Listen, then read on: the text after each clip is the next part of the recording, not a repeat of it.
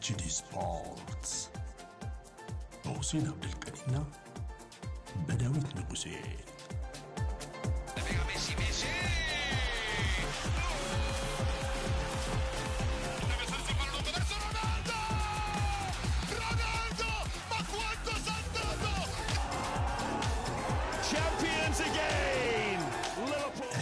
HD ስፖርትስ ተራስልን በያላችሁበት የኤችዲ አድማጭ ተመልካቾች እንዴት ናችሁ? ኤችዲ ስፖርት የቅዳሜ ማለዳ ፕሮግራማችን በተወዳጁ ብስራት ኤፍኤም 101.1 ነው ወደ እናንተ መድረስ ጀምሯል። 45 ደቂቃ ቆይታ የሚያደርግ ነው። እንዲሁ ዩቲዩብ ላይ ያለ ኤችዲ ስፖርት ብላችሁ ብትፈልጉን ታገኙታላችሁ። ኢንተርናሽናል ቫይረሱ እንግዲህ ስለመጀመሩ በስፋት መረጃዎች እየወጡ ነው። ሊቨርፑል ቤት በጎም የሚመስሉ መጥፎም የጉዳት ወሬዎች እየወጡ ነው። ከኢንተርናሽናል ብሬኩ ጋር ተያይዘው አርሰናል ተጫዋች ስለማጣቱ መረጃ ወጥቷል። እናነሳለን ይሄን ጉዳይ። እንግዲህ ኗኔሪ 18 ዓመት መድፈኑን ተከትሎ ከዚህም ከዛም ማጀብ በዝቶበታል። ስለዚህ ተጫዋች የወጡ አዳዲስ መረጃዎች አሉ። በተወሰነ መልኩ እነሱን ዛሬ እንዳስሳለን። ከዛ ውጭ እንግዲህ ፋብሪዚዮ ሮማኖን ጨምሮ በርካቶች አርሰናል ቤት የተጫዋቾች ኮንትራት ማራዘም ጉዳይ በስፋት እየተነሳ ስለመሆኑ መረጃዎችን እየሰጡ ነው። በግልጽም ተጀምሯል የሚሉ መረጃዎች ወጥተዋል። እነማን ናቸው እንግዲህ አዲስ ኮንትራት የሚቀርብላቸው? ተጨማሪ ኮንትራትስ የሚፈርሙት እነማን ናቸው? ይህንን በቆይታችን በዝርዝር የምናይ ነው የሚሆነው። ከቸልሲዎች ጋር የተያዘ ሌሎችም ክለቦችንም የሚነካካ ጉዳይ አለን፣ በቆይታችን እናነሳለን። ይህም ፕሮግራም በነገራችን ላይ ኢትዮጵያ ብሔራዊ ቡድን ትናንት ጨዋታውን ከማድረጉ ቀደም ብለን ስለቀረጽን ስለ ጨዋታው ምንም የምንላችሁ ነገር የለም። እንግዲህ የሰዓቱ ልዩነት ሁልጊዜም እዚህ ፕሮግራም ላይ ተጽዕኖ ስለሚያሳድር አፕዴት የሆነውን ነገር ወደ እናንተ ባለማድረሳችን አስቀድመን ይቅርታ እንጠይቃለን። ከበአካል ዳንኤል ጋር ነው እንደ ሁልጊዜው የቅዳሜ ፕሮግራሜ ቆይታ የሚያደርገው። በአካልዬ እንዴት ነው ፕሮግራማችን ራዘር ቆይታ የሚያደርገው? እንዴት ነህ ብያለሁ አስቀድሜ። አለን ዴቭ፣ እንዴት አለ? አድማጭ ተመልካቾቻችን እንዴት ናቸው ብያለሁ። አለን ይመስገን ብለናል። እንግዲህ የተለያዩ ነገሮችን አስቀድመን እናነሳለን ብለናል። ዜና ነክ የሆኑ ጉዳዮችን በስፋት እንዳስሳለን። ብዙዎቹም ከዝውውር ጉዳዮች ጋር የሚያያዙ በመሆናቸው ወደ ጥልቅ ጉዳዮች ወይም ወደ ትንታኔ ጉዳዮች የማንገባበትም አንዱ ምክንያት ኢንተርናሽናል ብሬክ ነው። ጨዋታዎች የሉም። በነገራችን ላይ ጨዋታዎችም ቢኖሩ ትኩረት ሰጥተህ በብሔራዊ ቡድን ጉዳይ ልትወሳሰብ የምትችልበት ነገር የለም። እንዳልኩትም የኢትዮጵያን ቡድን ጨዋታ ያው ዞሮ እናየዋለን። እንዳልኩት ቀደም ብለን ይህም ፕሮግራም የተቀረጽነው ከጨዋታው በፊት ብናየውም ለዚህ ፕሮግራም የሚደርስ ባለመሆኑ እሱ ላይ ማተኮር አልወደድንም። ስለዚህ ኢንተርናሽናል ቫይረስ ወይም ደግሞ በዚህ በተጫዋቾች ጉዳቱ ጉዳይ አስቀድመን እንነሳ የሚለውን ላንሳ። እንግዲህ የሊቨርፑል ጉዳይ በጎም መጥፎም ነገሮች ያሉት ነው የሚመስለው። ተጎዱ፣ ላይመጡ ላይኖሩ ይችላሉ የተባሉ አንድ ሁለት ተጫዋቾች አንድም የጉዳት ጉዳያቸው አሳሳቢ አለመሆኑ፣ አንድም ደግሞ ጭራሽ ከጉዳት ጋር የተያዘ አለመሆኑ ተነስቷል። ይሄ ደግሞ ግራቨንብራና ኮናቴን የሚመለከት ጉዳይ ነው። ከዛ ውጭ ግን የግብ ጠባቂው አሊሰን ጉዳይ እንግዲህ ገና ኮስተር ያለ ኤክስሬይ ወይም ደግሞ ሌሎች ምርመራዎች እንደሚፈልግ፣ ያንን ተከትሎ ደግሞ ውሳኔዎች እንደሚወሰኑ መረጃዎች ወጥተዋል። እንግዲህ ኮናቴ ሁሉም ከፈረንሳይ ብሔራዊ ቡድን የ2-0 ሽንፈት ጨዋታ በኋላ ያነሳው ተጎድቶ ነው የመጀመሪያው 45 እንዳለቀ የወጣው የሚል መረጃ ነበር ሲሰጡ የነበረው። ነገር ግን ሁሉንም ጉዳዮች አሰልጣኝ ደሾ ውሃ አልብሷቸዋል ወይም ደግሞ አረጋግቷቸዋል። የብቃት ጉዳይ ነው ሲቸገር አየሁት የመጀመሪያው 45 ላይ። ስለዚህ የብቃት ጥያቄ ስለነበረ ድካምም ስለሚታይበት ሁለተኛው 45 ላይ ቆይ ማለት እንዲወጣ ያደረጉት ከብቃት ጋር የተያዘ ነው፣ ብቁ ሆኖ ስላላገኘሁት ነው የሚል መረጃን ሰጥቶ እንግዲህ ኮናቴ ጉዳይ የድካም ጉዳይ እንደሆነ በግልጽ አንጸባርቋል።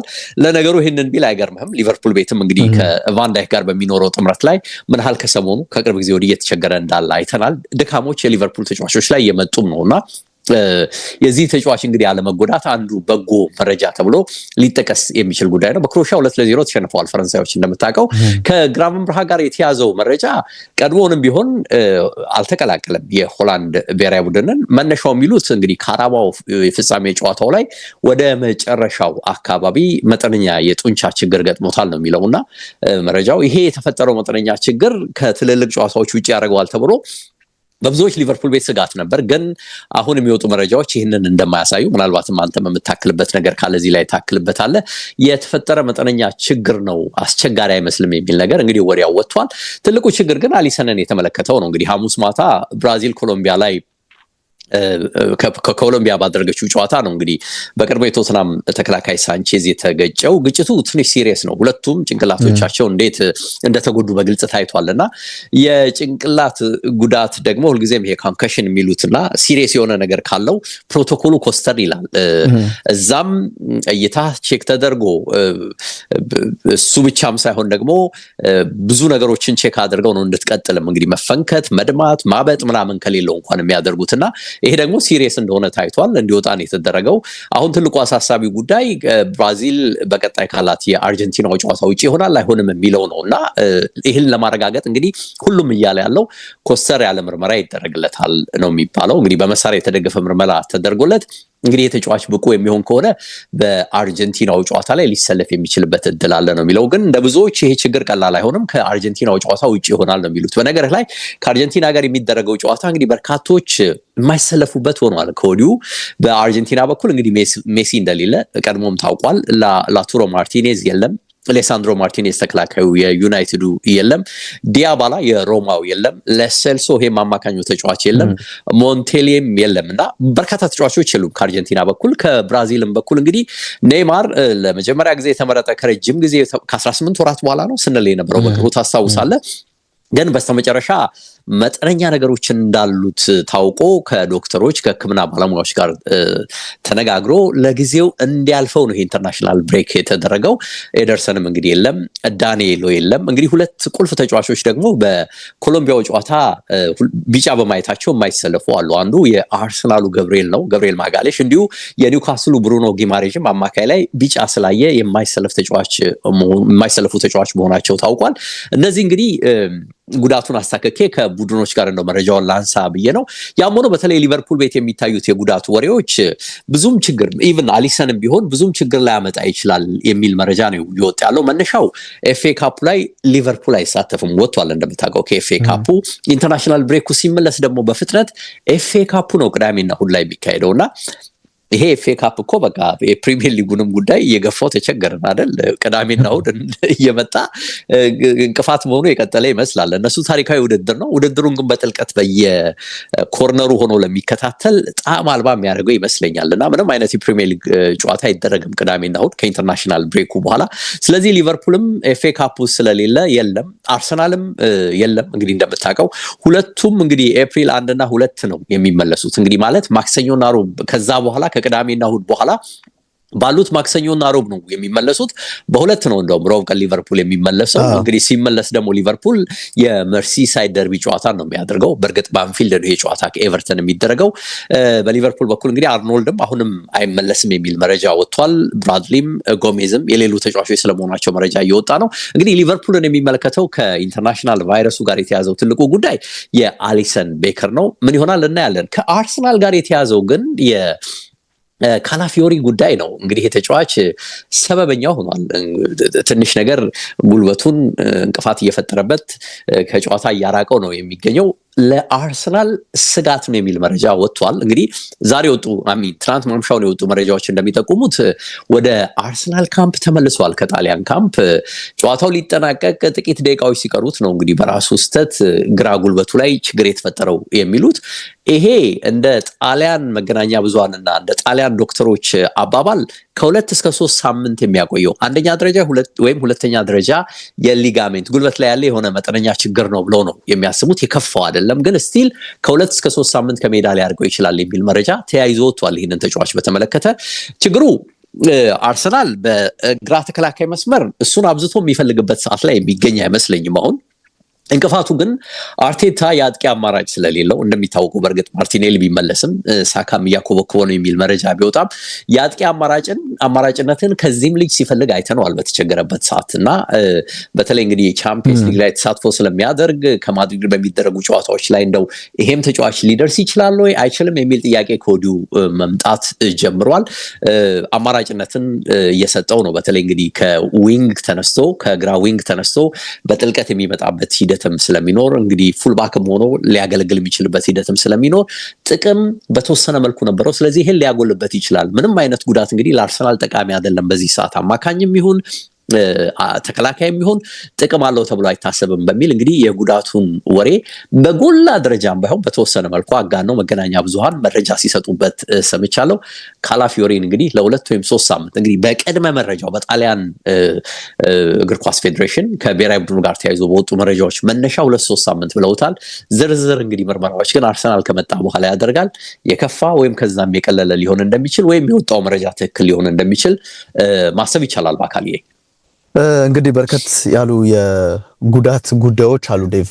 ዋነኛው ምክንያት የውድድር አመቱ መጠናቀቂያው ላይ እየደረስን ነው የምንገኘውና ይሄ ደግሞ እጅግ ወሳኝ ነው ለክለቦች፣ በተለይም ደግሞ በተለያዩ ውድድሮች ላይ ላሉት ክለቦች ከዋንጫ ጋር ለመገናኘት ጉዟቸው ረጅም እንዲሆን ለማድረግ እነዚህ ተጫዋቾች ያስፈልጓቸዋልና የአንድ ተጫዋች መውጣት ቡድኑ ላይ ተጽዕኖ ከፍተኛ ሊሆን እንደሚችል ስለሚታወቅ ነው እንግዲህ ብዙሃን መገናኛዎችም በትልቁ እነዚህን ጉዳዮች የሚያስተጋቧቸው። ዴቭ የካላፊዮሪን ጉዳይ ያነሳህ ነበርና እንግዲህ አሰልጣኝ ሉቺያኖ ስፓሌቲ ምን ላይ እንዳለ ይህንን ተጫዋች አሁን መናገር አንችልም ማወቅ አለብን ብሏልና ራሱም ተጎድቶ ከስቴዲየሙ ሲወጣ ዴቭ አይተው ከሆነ ጥያቄ ቀርቦለት ነበርና ጉዳትህ ምንድነው ተብሎ ተጠይቆ ነበር። እኔም እስካሁን አላወቅኩም የሚል ምላሽ ነው። የጉልበት ህመም ነው የሚሰማኝ ነው ያለው። ያ የጉልበት ህመም ግን ምን ያክል ጊዜ በቃ እሱን እንዳላወቀ ተናግሯልና እንዳነሳው ብዙ ሁለት ውድድሮች ፕሪሚየር ሊጉም እስከ መጨረሻው መፋለም አለበት። በቻምፒየንስ ሊግም ከማድሪድ ወሳኝ ጨዋታ አለውና ለእንደዚህ ጨዋታዎች ደግሞ ከሚያስፈልጉ ተጫዋቾች አንደኛው ሲሆናል ተብሎ ነው የሚጠበቀው። በሊቨርፑል በኩል እንዳነሳው የራቨንበርግ ጉዳይ እየተነሳ ነው የሚገኘው። ይሄ ተጫዋች ከጉዳቱ ጋር በተገናኘ ከብሔራዊ ቡድኑ ውጪ መሆኑ ተረጋግጧልና አሁን ወደ ሊቨርፑል ተመልሷል። ሊቨርፑሎች ግን ምንም ስጋት የለባቸውም። ይሄ ተጫዋች ጉዳቱ ያን ያክል አይደለም። እንደውም እንደ ቢቢሲ መረጃ ከሆነ ዴቭ ተጫዋቹ እንዳነሳው በሚያዚያ 2 በሚደረገው የፕሪሚየር ሊጉ ከኤቨርተን ጋር በሚከናወነው የአንፊልድ ሮድ ጨዋታ ላይ ሲሰለፍ እንመለከቷለን የሚል መረጃ ወጥቷልና ምናልባት የሊቨርፑል ደጋፊዎችን የሚያረጋጋ ነው። ምክንያቱም እሱ ቦታ ላይ የሚጫወት ሌላ ሁነኛ ተጫዋች የለም። እሱን በሚመስል ተጫዋችም መተካት እጅግ ከባድ ሊሆንባቸው ይችላልና ያንን ጥረት እያደረጉ እንዳለ የሚያሳይ ነው። የአሊሰን ቤከር ጉዳይ እንግዲህ እንዳነሳው የፊፋ ቫይረስ ያሉት ነው የሚገኙት። እሱ ፓንች ለማድረግ ከዛ ውጭ ዳቪንሰን ሳንቼዝ ደግሞ ኳሱን ለማስቆጠር በተደረገ ሽሚያ ላይ ነው እንግዲህ እርስ በርስ የተጋጩትና ምናልባት ኮንካሽን የሚሆን ከሆነ ወይም የግጭት ነገር ካለው ረዘም ላለ ጊዜም ከሜዳ የሚያረቀው ነገር ሊኖር ይችላል የሚል ነገር እየተነሳ ነውና እዚህም እዛም በሁሉም ቡድኖች ጋር እንደዚህ አይነት የጉዳት ጉዳዮች እየተነሱ እንዳሉ እየተመለከተ ነው። አላለቀም ደግሞ በዚህ ላይ ደግሞ እንግዲህ ገና ውድድሩ እስከ ረቡዕ ድረስ ይሄዳል። በተለይ ላቲኖቹ ረቡዕ ድረስ ነው የሚያቆዩት። ትክክል፣ በደንብ ይይዟቸዋል። ደግሞ በየቀኑ ብዙ ጨዋታዎች አሉ የተለያዩ ብሔራዊ ቡድኖች ውስጥ ስላሉ አንደኛው ሜዳ ላይ ምን እንደሚከሰት አታውቅምና እንደዚህ አንዳንዱ ነው በዜና ላይ ነው የምትመለከተው። በጣም ጨዋታዎቹ ከመብዛታቸው የተነሳ ተጎዳ የሚለው ነገር ታያለ እንጂ ጨዋታውን በቀጥታም ላትመለከተው የምትችልበት እድል ሊኖር ይችላል። የአርሰናልን ጉዳይ ከአነሳን በዛው የውል ማራዘሚያ ጉዳዮች ቡድኑ በዝርዝር ወጥተዋል ብለኛል። አዎ ዘርዘር ብለው ወጥተዋል ዴቭ። የቡካዮ ሳካ፣ የጋብሪኤል ማርቲኔሊ፣ የዊሊያም ሳሊባ፣ የኑዋኔሪና እንደዚሁም ደግሞ የሉዊስ ኬሊ ጉዳይ እየተነሳ ነው የሚገኘው። የሚያስገርመው ነገር ቡካዮ ሳካ፣ ጋብሪኤል ማርቲኔሊ እንደዚሁም ደግሞ ዊሊያም ሳሊባ በ2027 ነው ውላቸው የሚጠናቀቀው ዴቭ። በአርሰናል የተጫዋቾች አያያዝ ፖሊሲ ደግሞ የተጫዋቾች ውል ከመጠናቀቁ ወይም 24 ወራት ውስጥ ከመግባታቸው አስቀድሞ ውላቸው እንዲራዘም ያስፈልጋል። አንደኛው ምክንያት የሚሉት ከ24 ወራት ካነሰ የተጫዋቹ የመደራደር አቅም ይጨምራል እና ደግሞ ፈላጊዎቹም የበለጠ እንዲነሳሱ አሁን ሊቨርፑል ላይ የምናነሳቸው ሶስቱ ወሳኝ ተጫዋቾች ላይ የተነሳ እንዳለው ጉዳይ ማለት ነው። እና እንግዲህ ቅድም ያነሷቸው ሶስቱ ተጫዋቾች 2 ዓመት ነው የቀራቸው። እርግጥ የጋብሪኤል ማርቲኔሊ ጉዳይ ተጨማሪ 1 ዓመት ውሉን የማራዘም አማራጭ በውሉ ላይ እንዳለ ተመልክቻለሁ። የስኬሊ ጉዳይ 2026 ላይ ነው ውሉ የሚጠናቀቀው። ዴቭ ግን የሱ ጉዳይ ያን ያክል አያስጨንቃቸውም። ልጁ በአርሰናል ውሉን የማራዘም እድሉ ሰፊ እንደሆነ እየተነሳ ነው የሚገኘው። ከቡካዮ ሳካ ለመጀመር ቡካዮ ሳካ እንግዲህ በ2023 ግንቦት ወር ላይ ነበረ በአርሰናል ለተጨማሪ ዓመታት የሚያቆየውን ወይም እስከ 2027 የሚያቆየውን ውል አራዝሞ የነበረው በሳምንት 200,000 ፓውንድም ያስገኝለታል። ያ ገንዘብ ግን እሱን ወይም የሱን እድገት ሰቀዟ አልያዘውም። ዴቭ አሁንም ከፍ እያለ ግራፉ እያደገ አስደናቂነቱ እየጨመረ እድገቱ እየቀጠለ እንዳለ እና ደግሞ ቡድን ውስጥ እጅግ ሲግኒፊካንት የሆነ ተጽዕኖ ካላቸው ተጫዋቾች አንደኛው መሆኑን ተመልክተናል። ዘንድሮ እንግዲህ ለ3 ወራት ከሜዳ ርቋል። አሁንም ከጉዳት ለማገገም ከፍተኛ ጥረት ላይ ነው የሚገኘው። 5 ግቦችን አስቆጥሮ 10 የመጨረሻ ኳሶችን አመቻችቶ ማቀበል ችሏልና በዚህ አጋጣሚ ኖሮ ቢሆን ዴቭ እሱ የመጨረሻ ኳሶችን ማቀበል ይችላልና አሁን ሳላህ ሊጋራው 4 ጎል ሊሰብረው ደግሞ 5 እና ከዛ በላይ ካስቆጠረ የሚያስመዘግበውን አዲስ ሪከርድንም የማሻሻል እድል ሊኖረው እንደሚችል ያነሳሉ። ባለፉት 3 ዓመታት 41 የሊግ ጎሎች ላይ ቀጥተኛ ወይም 41 የሊግ ግቦችን ማስቆጠር ችሏል በራሱ እንግዲህ ይሄ ያቀበላቸው ኳሶችን ሳይጨምር ማለት ነው ዴቭ እና በአርሰናል ቤት ምን ያክል ወሳኝ ተጫዋች እንደሆነ በተደጋጋሚኛም ፕሮግራማችን ላይ አንስተናል። ይሄንን ተጫዋች ውል ማራዘም ቀዳሚ ፍላጎታቸው ስለመሆኑ ተነስቷል። ከዛ ውጪ የዊሊያም ሳሊባ ጉዳይ እንደዚሁ ካለፈው ክረምት ወር ጀምሮ ከሪያል ማድሪድ ጋር ስሙ ተያይዞ ሲነሳ የነበረ ተጫዋች ነው። ትንሽ የአርሰናል ደጋፊዎችን የሚያረጋጋ ከሆነ መመልከት ይኖርብናል። እጅግ ደስተኛ ነኝ በአርሰናል ቆይታዬ የሚል ሐሳብን ባለፈው ተናግሮ ነበረ። በሳምንት 190,000 ፓውንድ ነው ይሄ ተጫዋች የሚያገኘውና ንግግሩ ከባለፈው ክረምት ወር ጀምሮ ቀጥሏል ተብሏል በአርሰናል ውሉን ለማራዘም። ሌላኛው የጋብሪኤል ማርቲኔሊ ጉዳይ ነው። ጋብሪኤል ማርቲኔሊ እንግዲህ ከሳውዲ አረቢያ ከባለፈው ዓመት ክረምት ወር ጀምሮ ይህንን ተጫዋች እናስፈርምህ ጥያቄ በስቷል። 180,000 ፓውንድ ነው በሳምንት የሚከፈለው። እስከ 2027 ሲደመር 1 ዓመት የማራዘም የውል አማራጭ አለውና ይሄኛውም ተጫዋች በቡድኑ እንዲቀጥል በአርቴታ ይፈለጋል። በ24 ጨዋታዎች 6 ጎሎችን ዘንድሮ አስቆጥሯል። 2022-23 የውድድር ዓመት ላይ ደግሞ በደንብ አርሰናል ላይ ሰብሮ ገብቶ አስደናቂነቱን የተመለከትንበት ዓመት ነው። 15 ጎሎችን አስቆጥሮ ነበር። አርሰናል እንግዲህ የነዚህን ተጫዋቾች እና ደግሞ የኑዋኔሪንም ጉዳይ ማንሳት ትችላለህ። እዚህ ጋር ኑዋኔሪም ጥሩ በደንብ ተቃርቧል ውሉን ለማራዘም የሚል ነገር እየተነሳ ነው የሚገኘው። የሉዊስ ስኬሊም ጉዳይ እንደዚሁ 18 ዓመቱ ላይ ይገኛል። 2026 ላይ ነው ውሉ የሚያበቃው። ግን የነዚህ ሁለት ተጫዋቾች ጉዳይ እንደሚያራዝሙት አርሰናሎች እርግጠኞች ናቸው እየተባለ ነው የሚገኘው። በተለይም የስኬሊ ጉዳይ ይነሳል። የኑዋኔሪ በማንቸስተር ሲቲ በቼልሲ ይፈለጋል የሚሉ ነገሮችን ስንሰማ ነበር። እንግዲህ በአርሰናል በወጣት እድሜው ከ15 ዓመት ከ181 ቀን ላይ ተሰልፎ በአርሰናል ተጫዋቾች ታሪክ እጅግ ወጣቱ ተጫዋች የሚለውን ክብር ማሳካቱ የሚታወቅ ነው።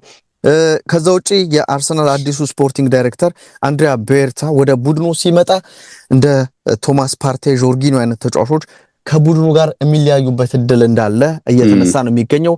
የትሮሳር ጉዳይ እስከ 2027 ሲደመር 1 ዓመት የሚል አማራጭ አለው። ከሳውዲ አረቢያ ደግሞ ባለፈው ክረምት ወር ላይ ጥያቄ ቀርቦለት ነበረና ይህም ጉዳይ እየተነሳ ነው የሚገኘው። ዳቪድ ኦርነስቴን ጥያቄ ቀርቦለት ነበረ ዴቭ የዙቢሜንዲ የጊማሬሽን በተመለከተ አርሰናሎች እንዴት ነው ሊያዘዋውራቸው ይችላሉ ተብሎ ተጠይቆ ነበረ። ጊማሬሽ በኒውካስል የሚጠየቀው ገንዘብ እጅግ ከባድ ሊሆን ይችላል። 28 ዓመት ሊሞላው እጅግ የተቃረበ ተጫዋች ነውና ይህን ተጫዋች የማግኘት እድላቸው ጠባብ ስለመሆኑ መረጃን እያነሳ ነው የሚገኘው። የዙቢሜንዲ ጉዳይ ግን አሁን ላይ ስለ መቃረቡ መረጃዎችን እያነሳ ይገኛል። የዙቢሜንዲ ጉዳይ ምናልባት አጥቂ ተጫዋች ለማስፈረምም ተጽዕኖ ሊኖረው ይችላል የሚል ነገርን አንስተዋል።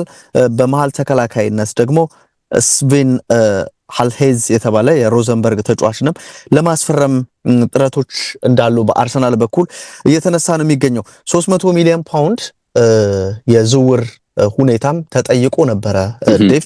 ይህንን ገንዘብ አርሰናሎች ሊያቀርቡ ይችላሉ ለክረምቱ ተብሎ ተጠይቆ ነበር። በትክክል ቁጥሩ ይሄ ነው ብዬ አልነግራችሁም፣ ግን ደግሞ በጥር ወር ምንም ገንዘብ አላወጡም። ከኤፍኤፍፒው ጋር ወይም ደግሞ ከፋይናንሻል ፌር ፕሌይ ጋርም በተያያዘ አርሰናሎች በጣም ጤናማ አካሄድ ላይ እንዳሉ የሚያሳይ ነው። በአውሮፓ ቻምፒየንስ ሊግ ተሳትፎ ውስጥ ገብተው የሚያጠናቀቁበት ምድል ሰፊ ስለመሆኑ እየተመለከትን እንገኛለን። ስለዚህ ቢዚ የሆነ ወይም የተጨናነቀ የክረምት የዝውውር መስኮት ሲያሳልፍ ልንመለከት እንችላለን የሚል ምላሽን ሰጥቷል። እንደዚሁም ደግሞ ስም ያለው ተጫዋች በአርሰናል በደንብ ተጽዕኖ ያለው ተጫዋች ከቡድኑ ሊለቅ ይችላል ወይ የሚል ጥያቄ ቀርቦለት ነበርና ምንም አይነት ነገር ቢፈጠር አያስደነግጠኝም በአርሰናል ቤት፣ ምክንያቱም ያ ገንዘብ ተመልሶ ሌላ ወሳኝ ተጫዋችን ለማስፈረም ነው የሚጠቀሙበት የሚል ሐሳብን እንግዲህ ከአርሰናል ጋር አያይዞ የዳቪድ ኦርነስቴን ይሄንን ጉዳይ አንስቷል። ዴቭ ከሊቨርፑል ጋር ከቼልሲ ጋር የተገናኙ ያነሳቸው ጉዳዮች አሉ። አንተ ደግሞ የተወሰኑትን ሂድባቸው ተመለስባቸዋለህ። እዚሁ አርሰናል ቤት ቆይታ ባረግ ትኩረቴን የሳቡት መቼም አንዳንድ ጊዜ ይሄ ኦንላይን የሚደረግ ተጫዋቾች ላይ የሚደረግ ተጽዕኖ ወይም ደግሞ የሚደርስ አቢዩዝ ጫና ይገርማል። ሉዊስ ኬሊ በዚህ ሳምንት ሁለቱንም ነገር ያስተናገደ ይመስለኛል። ይሄ የጠቀስከው አርሰናሉ ልጅ እንግዲህ ሰብሮ ነው የገባው።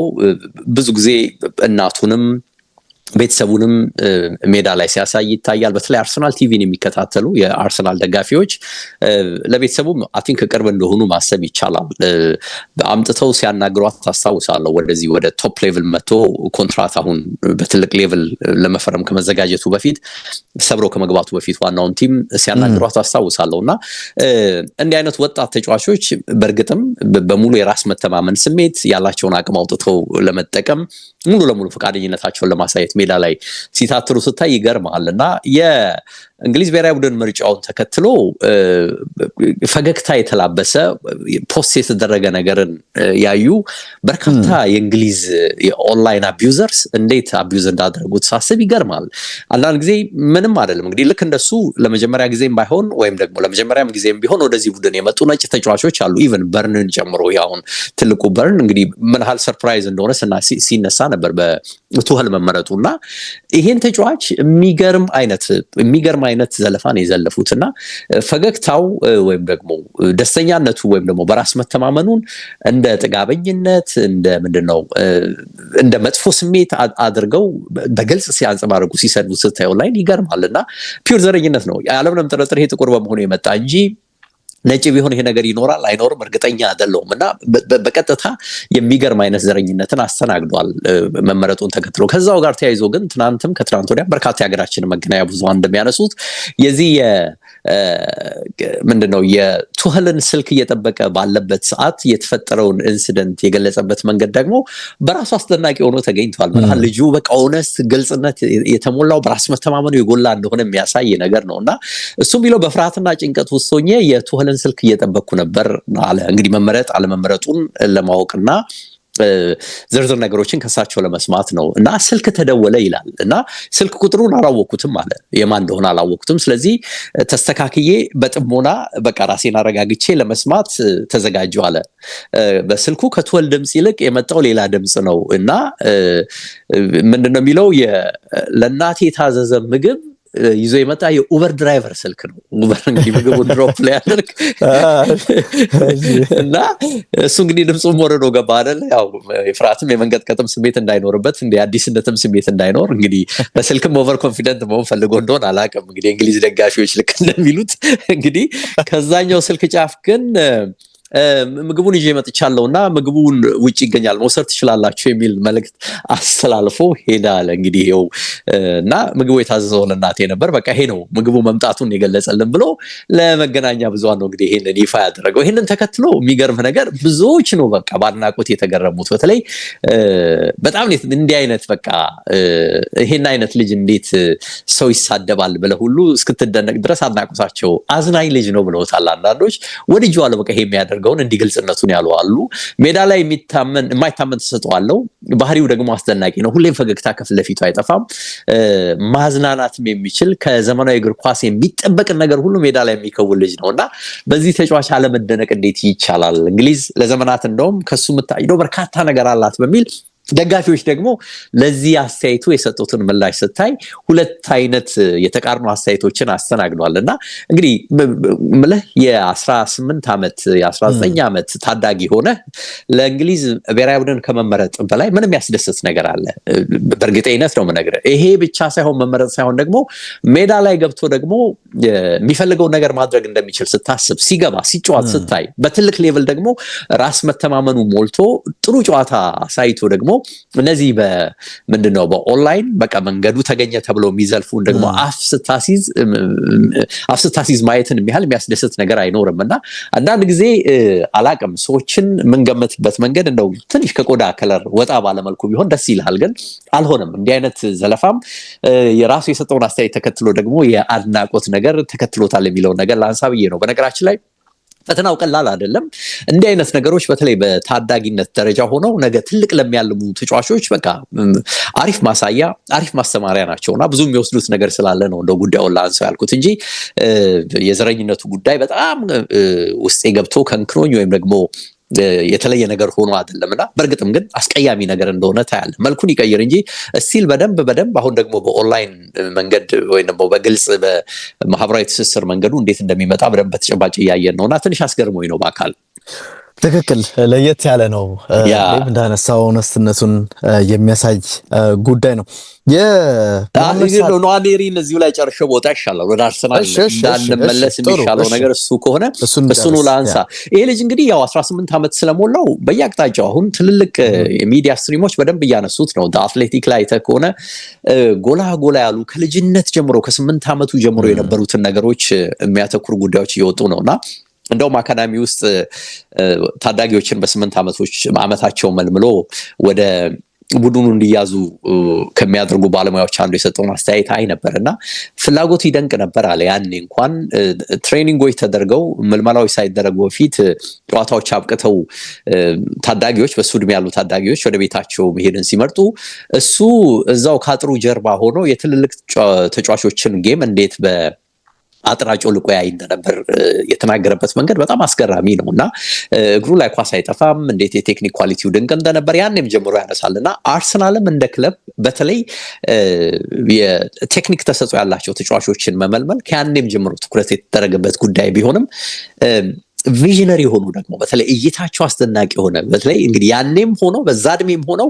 ወደፊት ትልቅ ነገር ማምጣት የሚችሉ ተጫዋቾችን ለመመልመል የሚካሄድበት አካሄድ እንዴት በርካታ ተጫዋቾች እንዲወጡ እንዳደረገ ያትታል በስፋት። ምናልባት ይሄ እድል ያላቸው ሰዎች የአካዳሚክ ጉዳዩን ከአካዳሚ ህይወቱ ጋር የተያዘውን ጉዳይ በዝርዝር ሄዶ እዛ ላይ ሊያነቡት ይችላሉና ከትምህርት ነገርም ጋር የተያዘ ከእውቀቱም ከአእምሮ እድገቱም ጋር የተያዙ ነገሮችን ደሰን ላይ በስፋት ወጥቶ አይተናል። ሁሉም ነው በነገር ላይ ያነሳውና ትኩረቴን የሳቡት ሁለት ቁጥሮችን ላንሳና ወደ አንተ ጉዳይ አልፋለሁ በአካል።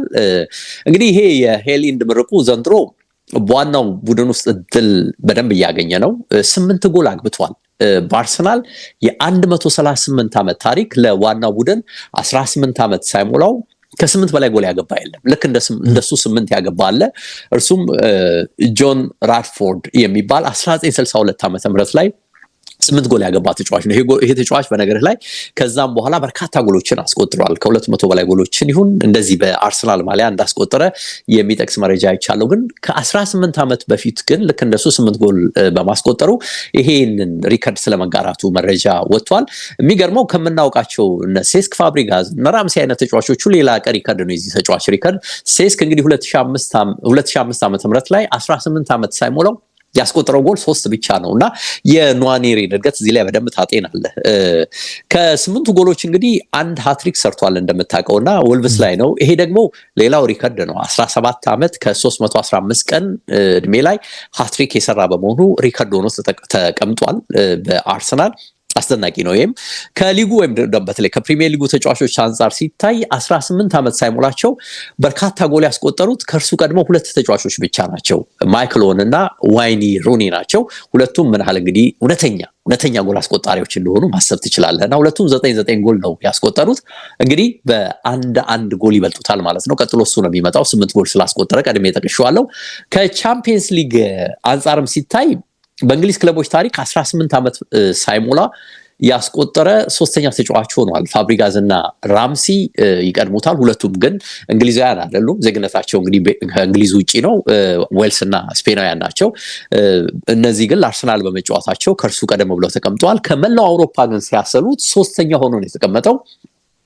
ቦያንን ታስታውሳለህ? ቦያን ክሪኪች ባርሳ ያለ 17 ዓመት 217 ቀን ላይ ቀዳሚ ነው። ሻልካ ላይ ነው ሃትሪክ ያስቆጠረው። ቤሊንግሃምን ያነሱታል። ዶርትሞንድ እያለ ሲቲ ላይ ያገባ፣ ይሄ ደግሞ 17 ዓመቱ 289 ቀን ላይ የተቆጠረ ነው። ከዛ ውጪ ደግሞ ኗኔሪን ያነሱታል። እንግዲህ ሶስተኛ ላይ የተቀመጠው እሱ ነው። ፒኤስቪ ላይ ነው እንግዲህ ጎል ያገባው፣ ሶስተኛ ሆኖ ይመጣል። 17 ዓመት 348 ቀናት ሆኖ ተቀምጧልና ቁጥሮቹ በደንብ ይህንን ተጫዋች የሚያግዙት ናቸው። እንግዲህ አንዳንዶች የሚያነሱት ከሰሞኑ የአርሰናል ብቃቱ ተደራራቢ የመሰለፍ እድል ሲሰጠው ዋው እንዳስባለው መቀጠል አልቻለም የሚል ነገር ይነሳል። ግን አሁንም ስቲል የ18 ዓመት ታዳጊ በመሆኑ በርካታ ድንቅ ነገሮች ግን ከፊት ለፊቱ እንዳለ ማየት መናገር የሚቻል ይመስለኛልና እዚህ ላይ የምትጨምረው ነገር ካለ አጭር ነገር በልና ወደ ሌላው ጉዳይ እንለፍ። እንግዲህ የኗኔሪ ጉዳይ አስደናቂ ነው። ይሄ ከኳስ ጋር ያለው ምቾት፣ ወደ መስመር ወጥቶም የመጫወት ብቃቱን፣ ከዛ ውጭ ደግሞ መሀል ለመሀል ዴቭ አሁን ሁሴን እንደውም ብዙ ጊዜ ያነሳል የማርቲን ኦደጋርድ ከዚህ በፊቱ አለመሆኑን ሲያነሳ ነበርና ምናልባት የሳካ ወደ ቡድኑ የሚመጣ ከሆነ አንዳንድ ጨዋታዎች ላይ አርቴታ ከዚህ በኋላ ማለት በጣም ወሳኝ ምዕራፍ ላይ ስለሚገኝ እንደዚህ አይነት መድከሞች በኦደጋርድ የምንመለከት ከሆነ አንዳንድ ጨዋታዎች ላይ የኦደጋርድን ሚና እየወሰደ ኗኔሪን ሲጫወት ልንመለከተው እንደምንችል እገምታለሁና እጅግ ዋናው መነሻ ነው እሱ ነው አይደል? ሁሉም የሚለው at some point ላይ ይላል ያ አትሌቲክን ዘገባ በዝርዝር ሳይ ቨርሳቲሊቲ እንዲህ ነው ዋናው ቦታ ይሄ አሁን ያልከው የኦዴጋርድ ቦታ ነው መነሻው። ግን በቡድኑ ብዙ የመሰለፍ እድል ማግኘትን ትኩረት በማድረግ በቀይ መስመር አሁን በሳካ ቦታ ላይ እንዲሁ በ9 ቁጥርም በተደራቢ አጥቂነት ሚና ብቻ ከመስመርም እንዲነሳ ብዙ ጥረቶች ተሰርተውበታል ነው የሚለውና እድሉን ያገኘውም ለዚህ ይመስለኛል አርሰናል ቤት። ትክክል ዴቭ በደንብ አርቴታ ደግሞ አሁን አርቴታ ያው አንተም ትለዋለህ ብዙ ጊዜ ወጣቶችን ምን አድርጎ አይሰጥም። ይሄ ድሉን በተደጋጋሚ መስጠት ነገር አይደለም። ሲጨነቅ ሲቸገር አማራጭ ሲያጣ ነው ራሱ ስኬሊን ብትል ኗኔሪን ብዙ ደጋፊዎች ብዙ ይጠይቁ ነበረ። ነገር ግን በጣም ዘግይቶ ነው ምላሽ የሚሰጠውና ብዙ ሪስክ አይወስድም። እነዚህ የነባር ተጫዋቾችን የማመን ነገር በአርቴታ በኩል እንመለከታለና እነዛ ነገሮች ሰብረው የወጡ ተጫዋቾች ናቸው አሁን በዛሬ ስናነሳቸው የነበሩት። ዴቭ ከሊቨርፑል ጋር የተገናኘው ጉዳይ እንግዲህ እነዚህ የሶስት ተጫዋቾች የውል ማራዘም ጉዳይ ዴቭ ሊጉ ተጠናቆ መጨረሻውን እስከነሰማ ድረስ አሁንም የሚቀጥል ይመስላል። ከሞሐመድ ሳላ ጋር በተገናኘ ዴቪድ ኦርነስቴን ጥያቄ ቀርቦለት ነበርና በሊቨርፑል በኩል ይሄ ኦፕቲሚዝም ወይንም ደግሞ በጣም ይሆናል የሚለው ነገር ሰፋ ብለው እየተመለከቱት እንዳሉ መረጃ እያወጣ ነው የሚገኘው። እንግዲህ የሚያነሳው ጥቂት ጊዜ ነው በሊቨርፑል የቀረው፣ ሁላችንም ይሄንን እናውቃለን። እሱ ብቻ አይደለም ለሊቨርፑል ሰዎች አሳሳቢ የሆነው የትሬንት አሌክዛንደር አርኖልድ ጉዳይ አሁን እየተነጋገሩበት ነው የሚገኙት። ምናልባት ማድሪድም አሰልጣኙ አርኔ ስሎት ማድሪድም ሳትሄድ የባለንዶር አሸናፊ የምትሆንበት እድል ሊኖር ይችላል የሚል ነገርን አንስተውለታል የሚል ነገር ስመለከት ነበረ። የቫንዳይክ ጉዳይ በቡድኑ ውሉን ያራዝማል፣ የጊዜ ጉዳይ ነው እንጂ ውሉን የሚያራዝምበት እድል አለ። ከፒኤስጂ ጋር ስሙ ይነሳ አንዳንድ ነገሮች ወደ ማድሪድም የሚሉ ነገሮችን ተመለከትን። ግን ደግሞ ቫንዳይክ በሊቨርፑል ውሉን ለተጨማሪ ዓመታት የሚያራዝምበት እድል እንዳለ እየተነሳ ነው የሚገኘው። ሳላህ ብዙ ጨዋታዎች ላይ ምናልባት ይሄ መጨረሻ ጨዋታ ነው ተብሎ እዚህ ሜዳ ላይ የምታደርገው የመጨረሻ ጨዋታ ነው እየተባለ ሲጠየቅ አው ይሄ የመጨረሻ ጨዋታ ነው እያለ እንግዲህ ከዩናይትድ ጋር ከተደረገ ጨዋታ በኋላ እናስተውሳለን። ይሄንን በግልጽ ተናግሮ ነበር። ከማንቸስተር ዩናይትድ ጋር የማደርገው የመጨረሻ ጨዋታ ይመስለኛል እስካሁን ባለው የሚል አገላለጽን ተጠቅሞ ነበርና ውሉ የሚራዘምበት እድል ሰፊ ስለመሆኑ አሁን መረጃዎች እየተነገሩ ነው የሚገኙት። የሳውዲ ጥያቄ አሁንም በድጋሚ በክረምቱ ይመጣል ተብሎ ነው የሚጠበቀው። ፒኤስጂም የዚህ ተጫዋች ፈላጊ ስለመሆኑ እየተነሳ ይገኛል። ሊቨርፑሎች በትንሹ 2 ዓመት የመስጠት እቅድ አላቸው የሚል ነገር መረጃውን ተመልክቻለሁ። 12 ወራት ብቻ ግን እንዲፈርም የሚሆን ከሆነ በቀጣይ ዓመት ሊቨርፑል ቤት እሱን ተክቶ የሚመጣ ተጫዋች እስኪለምድ ወይም እሱ ያ ተጫዋች ቦታው ላይ ሴትል እስኪያደርግ ሳላ እንዲያስተምረው እንዲያስለምደው ታስቦ ነው ይህ ነገር ሊሆን የሚችለው ወይም ተተኪን የማመቻቸት ጉዳይ ነው። የ12 ወራት ውል ማራዘም ብቻ የሚፈርም ከሆነ ያለው ነው የሚገኙት። እንግዲህ ሳላ አሁንም የመደራደር አቅሙ ከፍተኛ ነው። ዴቭ ወደ ሌሎች ክለቦች በሄድ የሚያገኘው እጅግ ከፍ ያለ $100,000 በሳምንት የሚያስገኝለትን ኮንትራት ማግኘት ይችላል። ዘንድሮ ደግሞ እንግዲህ 26 ግቦች እና እንደዚሁም ከዛ በላይ አሲስቶችም እንዳሉት በፕሪሚየር ሊጉ እየተመለከተ እንገኛለን። 16 አሲስቶች አሉት። በፕሪሚየር ሊጉ ብዙ ግብ በማስቆጠር ኤርሊንግ ብራውት ሃላንድ ነበረ እናስታውሳለን። 36 ግቦችን በመጀመሪያ የውድድር ዓመቱ ማስቆጠር የቻለውና ይሄንን ለመስበር 10 ግቦች ነው ለመጋራት 10 ግቦች ነው የሚቀሩት። ብዙ አሲስት በፕሪሚየር ሊጉ በማድረግ በአንድ የውድድር ዓመት ቴሪ ሄንሪና ኬቨን ደብሮና 20 እድሎችን ወይም የመጨረሻ ኳሶችን አመቻችተው ለጓደኞቻቸው ማቀበል ችሏል። እዚህ ላይ ለመድረስ 4 ብቻ ነው የሚቀረውና ከቀሩት ጨዋታዎች ይሄንን ነገር ሊያደርግ ይችላል። ስለዚህ ግብ በማስቆጠሩም በደንብ ሊነሳሳ ይችላል። አሲስት በማድረጉም ሌላ ታሪክ ለማስመዝገብ የሚያደርገው ትልቅ ጥረት እንደሚሆን መረጃን ሰጥቷል። እዚሁ ዴቪድ ኦርነስቴን የሚሎሽ ኬርኬዝን ጉዳይ በተመለከተ ጥያቄ ቀርቦለት ነበር። እንግዲህ ይሄ ተጫዋች ከቦርንማውዝ ጋር ከሚለያዩ ተጫዋቾች ቀጥሎ የማነሳው ተጫዋች አለ ዲን ሃውሰን እጅግ አስደናቂ ናቸው። እንግዲህ ቦርንማውዝ ዘንድሮ በከፍ ባለ መድረክ ቢጨርስም ቀጣይ ግን መልሶ ደግሞ ላለመውረድ ሊጫወት ይችላል። እንደነዚህ አይነት ወሳኝ ተጫዋቾችን ክለቡ በሚከተለው ፖሊሲ ምክንያት ሊያጣ ይችላል። ዴቭ እንግዲህ ኬርኬዝ ከሊቨርፑል ከሚፈልጋቸው የግራ መስመር ተከላካዮች አንደኛ ነው። ቀድሞ 2 ተጫዋቾችን ይፈልግ ነበር።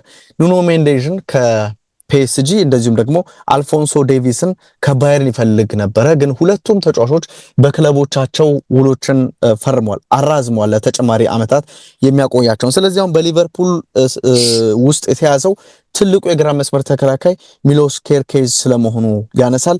ጥያቄው ግን ቦርንማውዝ ለዚህ ተጫዋች እንዲቀርብለት የሚፈልገውን ገንዘብ ሊቨርፑሎች ይከፍላሉ። ሊቨርፑል ለፉልባክ ከዚህ በፊት አውጥቶ የማያውቀውን ገንዘብ ሊጠየቅ ይችላልና በዛ ምክንያት ፍሬን ካልያዘ በስተቀር ሊሳካ የሚችልበት እድል እንዳለ ተናግሯል። ሪቻርድ ሂውስ እንግዲህ በመልማይነት በሊቨርፑል እየሰራ እንዳለ ተመልክተናል። የቀድሞ የቦርንማውዝ ሰው ነው። በቦርንማውዝ ይሄን ስራ ሲሰራ የነበረ ሰው ነውና አሁን ሮበርትሰንን ወይም ኮስታስ ሲሚካስ ከክለቡ በክረምቱ ይለቃሉ ተብሎ ነው የሚጠበቀውና እሱ የሚመጣ ከሆነ በእርግጠኝነት አንደኛው ሊለቅ እንደሚችል መረጃን ሰጥቷል። ስለዚህ ይሄ ተጫዋች ወደ ሊቨርፑል የሚመጣበት እድል ሰፊ ስለመሆኑ መረጃን አክሏል። የሉዊስ ዲያዝንም ጉዳይ ጥያቄ ቀርቦለት ነበር። የዲያዝ ጉዳይ አሁን በእርግጠኝነት መናገር የምችለው የቀረበለት የውል ማራዘሚያ ንግግር በክለቡ እንደሌለ ነው ብሎ ይህ ማለት ደግሞ እንደዚህ በጣም ወሳኝ ብቃትን ለሚያሳይ ለቡድኑ ያለውን ሁሉ የሚሰጥ ተጫዋችን ውል ማራዘም እስካሁን በሊቨርፑል ቤት እየታየ ያለው ዳተኝነት እጅግ ያስገርማል ብሏል። ባርሴሎና ፈላጊው ነው፣ በጣም ሲሪየስ ፈላጊው ነው። ማንቸስተር ሲቲም ደግሞ የዚህ ተጫዋች የዝውውር ሁኔታ ይሳካል ብሎ ባለፈው ክረምት ጠይቆ ነበረ። ስለዚህ ይሄ ተጫዋች ፈላጊ አያጣም እና ደግሞ ተጫዋቹ ደግሞ እናስታውሳለን እንዴ በቡድኑ እሱን በኮንትራት ማራዘም ጉዳይ ዙሪያ አለማናገራቸው እንዳስከፋው ያለመፈለግ ስሜት እንደፈጠረበት የሚያነሱ ጉዳዮችን ስንመለከት ነበርና እነዚህ ነገሮች አስታኮ እንግዲህ ስለዚህ ተጫዋች ቆይታ ምንም እርግጠኛ ሆኖ መናገር አይቻልም ብሏል። እዛው ወደ ቦርንማውዝ ስንመለስ የዲን ሃውሰን እንግዲህ አንተም ተመልክተዋል። እጅግ አስደናቂ ነው። ይሄ ቀጠን ያለ ግን ደግሞ ጠንካራ የሆነ የመሃል ተከላካይ ሆኖ ተመልክተናል። ይሄ ተጫዋች ከዛቫርኔ ጋር አስደናቂ ጥምረትን እያሳየን ይገኛል። በሊቨርፑል ይፈለጋል ወይ ተብሎ ተጠይቆ ነበረ። እሱ ሲመልስ ምንድነው ያለው ዴቪድ ኦርነስቴን ሁሉም ክለቦች የመሃል ተከላካይን ማስፈረም ይፈልጋሉ። የሊቨርፑል ራዳር ውስጥ ይሄ ተጫዋች ቢገባ ብዙ አይገርመኝም። እነሱ ብቻ አይደሉም፣ በቼልሲ እጅግ ይፈለጋል፣ በኒውካስል ይፈለጋል፣ በሪያል ማድሪድ ይፈለጋል፣ በባየር ሙኒክ ይፈለጋል ብሏል። እንግዲህ አሁን አነሷቸው ክለቦች እጅግ ትልልቅ ክለቦች እንደሆኑ የሚያሳይ ነው። 50 ሚሊዮን ፓውንድ የውል ማፍረሻው ነው። በክረምት የዝውውር መስኮት አክቲቭ ይሆናል ወይም በክረምት ወር የሚሰራው የውል ማፍረሻው 50 ሚሊዮን ፓውንድ ነው የሚል ነገርን አንስቷልና ይህ ተጫዋች እንደ ማድሪድ ባለ ትልቅ ክለብ መፈለግ ለኔ ትልቅ ክብር እንዲሰማኝ ያደርጋል የሚል ሐሳብን ሰጥቷል ዴቭ። እና ለስፔን ብሔራዊ ቡድንም የመጫወቱ ሁኔታን ሲያነሳ ስንመለከተው ነበር። ይሄኛውን ተጫዋች ዴቪድ ኦርነስቴን ያነሳው ጉዳይ ከቼልሲ ጋር ይገናኛል። እሱን ላንሳው ወይስ አንተ ተጨምረው ነው?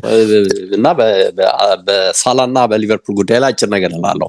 እሺ እንግዲህ የኤንዞ ማሬስካንም በተመለከተ ጥያቄ ቀርቦለት ነበር። ኤንዞ ማሬስካ የመሰናበት ዕጣ በቼልሲ ውስጥ ሊኖራቸው ይችላል ወይ የሚል ጥያቄ ቀርቦለት ነበር።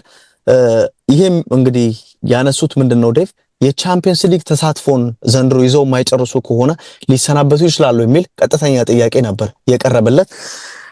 ምንም ምልክት የለም እኚህ አሰልጣኝ ከቼልሲ እንደሚሰናበቱ። በጣም ጥሩ ስራን በቼልሲ እየሰሩ እንዳሉ ቼልሲዎች ያምኗቸዋል። በቼልሲ ሰዎችም እጅግ ይወደዳሉ እና ደግሞ በአሁን ሰዓት አሰልጣኝ የመለወጥ ምንም አይነት እንቅስቃሴ ላይም አይገኙም የሚል ሐሳብን አንስቷል። ከዛም በተጨማሪ የአውሮፓ ቻምፒየንስ ሊግ ቦታን ይዘው ባይጨርሱም ምንም አይነት ውሳኔ ላይወሰንባቸው ይችላል እኛ አሰልጣኝ ላይ የሚል ሐሳብን አንስቷል። ከቼልሲ ጋር በተገናኘ ስለ አጥቂም ጥያቄ ቀርቦለት ነበር። ብዙ አጥቂዎችን እየተመለከቱ እንዳላቃለው ብሏል። አንደኛ ቤንያሚን ሼሽኮ ነው። እንግዲህ ይሄ ተጫዋች በአርሰናልም ይፈለጋል፣ ግዙፍ ነው። ይሄ ተጫዋች ወደ ፕሪሚየር ሊጉ የሚመጣበት እድል ሰፊ ስለመሆኑ ይነገራል። ይሄንን ተጫዋች ያስባሉ ይላል። ሌላው ያስገረመኝ ዴቭ ባለፈውም ስናነሳ ነበረ እንግዲህ የቡድኑ ትልቁ ተጫዋች በተለይም ደግሞ በኢፕስዊች ታውን የምናውቀው ሊያም ዴላፕን አንስቷል። ሊያም ዴላፕ በሲቲ የተመለከትነው ተጫዋች ነው። ይሄንን ተጫዋች ቼልሲዎች ሊያስፈርሙት ይችላሉ የሚል መረጃን ይዞ ወጥቷልና ይሄን ተጫዋች እንግዲህ ወደ ቼልሲ የሚዘዋወርበት እድል ሊኖር ይችላል። ቼልሲዎች አጥቂዎችን ለማምጣት ከፍተኛ ስራን በክረምቱ ይሰራሉ ተብሎ ነው የሚጠበቀው ዴቭ። ከዚሁ ጋር ግን ተያይዞ የግብ ጠባቂንም ሁኔታ እንደዚሁ ቼልሲዎች እንደሚያጤኑት እየተነገረ ይገኛል። የሳንቼዝ የፊሊፕ ዮርገንሰን ጉዳይ አላስተማመናቸውም። ምናልባት ዮርገንሰን ተጠባባቂ ሆኖ የሚቀጥልበት እድል ሊኖር ይችላል። ሮበርት ሳንቼዝ ግን አዲስ ግብ ጠባቂ የሚያስፈርሙ ከሆነ የሚለቅበት እድል እንዳለም ተሰምቷል። እንግዲህ የዴቪድ ኦርነስቴን በየሳምንቱ በሳምንት አንድ ቀን እንደዚህ ጥያቄዎች ይቀርብለታል ከሚያደርጉት አንተም ስታነሳ አስታውሳለሁ ከጥቂት ሳምንታት በፊትና የተለያዩ ጥያቄዎች ይቀርቡለታል። አንዳንዶቹን ከመረጃ አንፃር፣ አንዳንዶቹን ደግሞ ይሄ የኔ ፐርሰናል ኦፒኒየን ነው የኔ የግል ምልከታ ነው እያለ ሐሳቦችን ያነሳልና እንግዲህ በርከት ያሉ ጉዳዮችን ከዝውውር ጋር ያሉ ጉዳዮችን ያነሳቸው እነዚህ ይመስላሉ። ዴቭ ሳላን በተመለከተ እንግዲህ ከኢትዮጵያ ብሔራዊ ቡድንና ለቀሪውም ሌላው ጨዋታ ግብጽን ተቀላቅሏል እና የግብጽ ብሔራዊ ቡድን አሰልጣኝ ከትናንት ወዲያ ጀምሮ የሚሰጡትን አስተያየት እያየው ነው። የትኛውንም ውሳኔውን አከብራለሁ እያሉ ነው። ይሄ ማለት ቢለቅም በሊቨርፑል ቢቆይም ውሳኔው ተገቢ እንደሆነ አምናለሁ የሚል አስተያየትን ሲሰጡ አስተውያለሁ። ይሄ ማለት ስቲል የተጫዋቹ ጉዳይ የተጫዋቹ ማረፊያ የት እንደሆነ አለመለየቱ ነው። በግሌ እኔ መልከታ የሚመስለኝ ቢያንስ የሁለት ዓመት ኮንትራት ከዛ ጋር ደግሞ እንግዲህ ገዘፍ ያለ ደሞዝ የሚጠብቅ ይመስለኛል። ሞሳላ ትልቁም ችግር የሚመስለኝ አሁን የቆይታው አመታቱና ደሞዙ ነው የሚመስለኝ። ሊቨርፑል ደግሞ እንግዲህ ነገሮችን አጣጥሞ አቻችሎ ለመቀጠል የሚፈልግ ክለብ ነው። ፋይናንሻሊ የሚታወቅ ነው ክለቡ። ብዙ ዘሎ ጣሪያ ለመንካት የሚጨረጨር አይነት ክለብ እንዳልሆነ እናውቃለንና ነገሮችን ጤናማ አድርጎ ለመቀጠል ይፈልጋልና እንቅፋት የሆነው የሚመስለኝ በተለይ የሳላ ኢቨን ከቫንዳይክ የሚልቅ የሳላ ገዘፍ ያለ የገንዘብ ወይም የደሞዝ ጥያቄ ፕላስ ደግሞ የኮንትራቱ ሁኔታ ነው። በትንሽ 2 ዓመት የሚፈልግ ይመስለኛል። ይሄ ግል መልከታዬ ነው። ከሳውዲ ሂላል ወይም አልአህሊ እንግዲህ ከሁለት አንዱ በጣም የጠበቀ ነገር እንዳላቸው ይታመናል። በቅርቡ ታስታውሳለህ አይደል? ይሄ ሳውዲ አረቢያ ላይ ቦክስን በደንብ ያስተዋወቀው ግለሰብ የሂላልን ይሁን የአልአህሊን ማሊያ አልብሶት አይተናል እና በቃ ሁኔታዎች ሁሉ ወደዛ እንደሚያመሩ ነበር ሲጠቁሙ የነበረውና እዛ የሚፈልገውን ገንዘብ እንደሚያገኝ ያምናል። ግን ከራሱም ከቤተሰቡም አንፃር ቀዳሚ ምርጫው አሁንም እንዳልሆነ ነው መረጃዎች እየወጡ ያሉት ወደ ሳውዲ መሄድን። ለዚህም ነው እንግዲህ ስሜቱን ስታይ ሊቨርፑል በየት መቆየት ይፈልጋል። አሁንም ጉዳይ አየር ላይ እንደተንጠለጠለ ነው ይላል። ኢቭን ከሁለቱም ዋንጫዎች ሊቨርፑል ሲወጣ ኢሞሽናል ሆኖ ነበር። አስተውለው ከሆነ ከጨዋታዎች ፍጻሜ በኋላ ዋንጫውን ካጡ በኋላ የሚታይበት ስሜት በጣም ሀዘን ነበር፣ የማልቀስ ነው። እንግዲህ ይሄ የማልቀስ አይነት ስሜት ነበር የሚመስለው። ይሄ ምን ማለት ነው? እርግጠኝነት የለም። እንግዲህ ክለቡም እሱ ባሰበው ደረጃ የሚፈልገውን ነገር አሟልቶ ሊያቆየው ፍላጎት እንዳለው እርግጠኛ ለመሆን ይታያል። እርግጠኝነት ቢኖርም በሚፈልገው ደረጃ የሚጠብቀውን ነገር ያገኛል እርግጠኛ አይመስለኝም። እኔ በዚህም ምክንያት ይመስለኛልና የሆነ ነገር አለ። ከሱ ይልቅ እንግዲህ ቫን ዳይክ እንዳልከው መተማመን ሊኖረው እንደሚችል ተጫዋቹም ትንሽ የሻለ ያለ ነገር ቢሰጠውም በቶፕ ሌቭል አሁንም ክለቡን ሊጠቅም እንደሚችል ግምት ትወስዳለህ። ሳላ አይጠቅምም እያልኩ አይደለም። ኦፍ ኮርስ ቶፕ ሌቭል ላይ ሊሆን ይችላል፣ ግን እሱን ለመተካት የሚደረገው ጥረት ከወዲሁ ሊጀመር እንደሚችልም ግምት ትወስዳለህ። ምክንያቱም ሊቨርፑል ቤት አጥቂ መስመሩ ላይ የሚታዩ ክፍተቶችን በደንብ እያጤኗቸው እንደሆነ የሚወጡ ተጫዋቾችም እንዳሉ ሳላህን የመተካትም ትልቅ የቤት ስራ እንዳለ ደጋግመን ስናነሳ ስለነበር ከሳላ ይልቅ የቫን ዳይክ ጉዳይ የበለጠ ትኩረት የሚያገኝ መስሎ ይሰማኛልና የበለጠም ኮንትራቱን ፈርሞ ሊቀጥል የሚችለው እሱ ነው ብዬ ነው ማሰው። የአርኖልድ ይለያል። እንግዲህ እሱን ለማስፈረም ሊያቆዩ ማለት ጥረት ሊያደርጉ ይችላሉ የሚል እምነት አለ። ግን እኔ ከሪያል ማድሪድ የሚቀርበው ጉዳይ ይሄን ተጫዋች እዚህ ክለብ ውስጥ ያቆየዋል የሚል እምነት የለኝምና ሊቨርፑሎችም ከተወሰነ ጊዜ በኋላ እዚህ ተጫዋች ላይ ተስፋ ቆርጠው ወደ ቀጣይ ስራዎች ውስጥ እንደሚገቡ ነው ግምት ወስደውና የሊቨርፑል የኮንትራት ጉዳይ እንግዲህ እዚህም እዛም ያልተጨበጡ ነገሮች አሉትና ሞሳላ የሚፈልገውን ነገር ሊቨርፑል ቤት ያገኛል ብዬ አልጠብቅም ከፍላጎቱ አንፃር። ይሄ ነው የኔ ግምት።